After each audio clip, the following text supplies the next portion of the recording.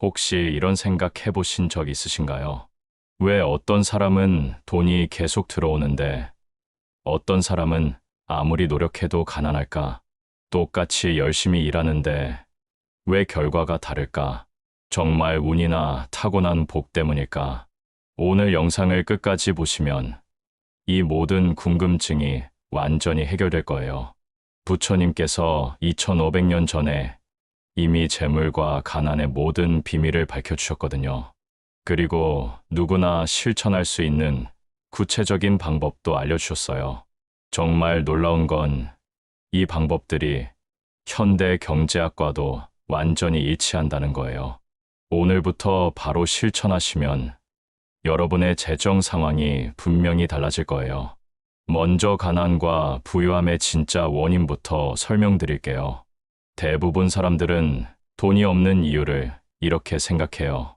학벌이 부족해서, 능력이 없어서, 운이 나빠서, 집안이 가난해서. 하지만 부처님께서는 완전히 다른 관점을 제시하셨어요.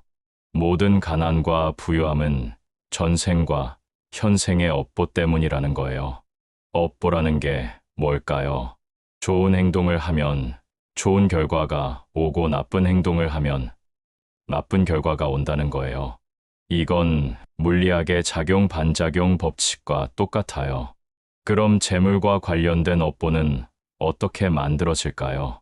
부처님께서는 재물복을 만드는 방법을 크게 7가지로 나누어 설명하셨어요. 첫 번째는 보시입니다. 보시라는 건 베푸는 거예요. 돈이 없는데 어떻게 베풀어요? 라고 생각하실 수 있죠. 하지만 보시는 돈만 주는 게 아니에요. 재보시, 법보시, 무해보시 이렇게 3가지가 있어요.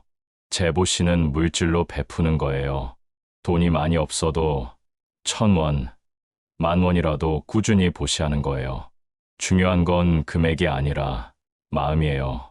부처님께서는 가난한 할머니의 한 푼 보시가 부자의 천금 보시보다 크다고 하셨어요.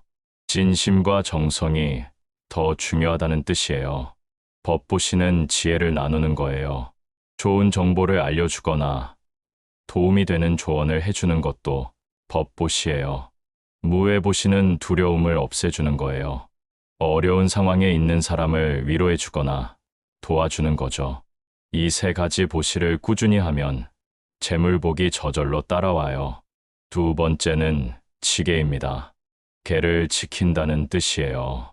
일반인들에게는 5계가 있죠. 살생하지 않기, 도둑질하지 않기, 음행하지 않기, 거짓말하지 않기, 술 마시지 않기. 특히 재물과 직접 관련된 건 도둑질하지 않기예요. 이건 단순히 남의 물건을 훔치지 않는다는 뜻만이 아니에요.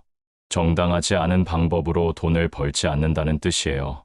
세금 탈루, 허위 광고, 바가지 요금, 부당한 이익 취득. 이런 모든 것들이 도둑질에 해당해요. 정직하게 일해서 번 돈만이 진짜 복이 되는 거예요. 세 번째는 인욕입니다. 참을 인, 받을 욕해서 인욕이에요. 돈을 벌 때 가장 중요한 게 끈기와 인내심이에요. 요즘 사람들은 빨리 부자가 되고 싶어 해요. 주식, 코인, 복권으로 한 방에 대박 나길 원하죠. 하지만 부처님께서는 천천히 꾸준히 쌓아가는 게 진짜 재물이라고 하셨어요. 급하게 번 돈은 급하게 나가요. 차근차근 정직하게 모은 돈이 진짜 내 것이 되는 거예요. 잠깐, 여기서 정말 중요한 얘기를 하나 더 해드릴게요. 부처님께서는 재물에 대한 올바른 관점도 알려주셨어요. 돈 자체가 나쁜 건 아니에요. 문제는 돈에 대한 탐욕과 집착이에요. 돈은 좋은 일을 하는 도구로 써야 해요. 가족을 부양하고 어려운 사람을 돕고 사회에 기여하는 도구 말이에요. 그런 마음으로 돈을 대할 때 더 많은 재물이 들어와요. 네 번째는 정진입니다. 부지런히 노력한다는 뜻이에요. 게으름은 가난의 가장 큰 원인이에요. 부처님께서는 부지런한 사람에게 복이 온다고 하셨어요. 하지만 여기서 말하는 정진은 단순히 몸만 바쁘게 움직이는 게 아니에요. 지혜롭게 노력하는 거예요. 방향을 잘 잡고 효율적으로 일하는 거죠. 무작정 야근만 한다고 돈이 모이는 게 아니에요. 실력을 키우고 전문성을 높여서 더 가치 있는 일을 하는 거예요. 다섯 번째는 선정입니다.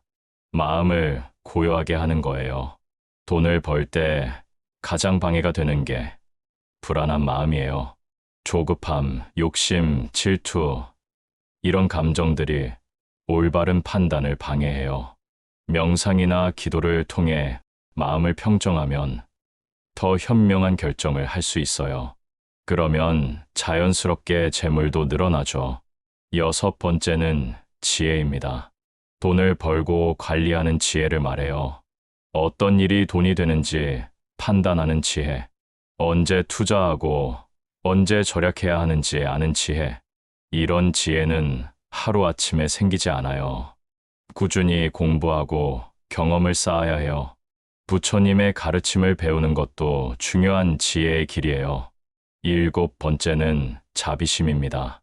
남을 배려하고 도와주는 마음이에요. 혼자만 잘 살려고 하는 사람은 결국 고립돼요. 하지만 함께 잘 살려고 노력하는 사람 주변에는 사람들이 모여들어요. 좋은 인연이 많으면 자연스럽게 기회도 많아지죠. 그러면 재물도 따라와요. 이제 구체적으로 어떻게 실천해야 하는지 알려드릴게요. 매일 아침 일어나서 이렇게 다짐해 보세요. 오늘도 남에게 도움이 되는 하루를 보내겠습니다. 정직하게 일하고 정당하게 돈을 벌겠습니다.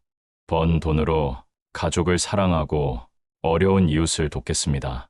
이런 마음으로 하루를 시작하세요.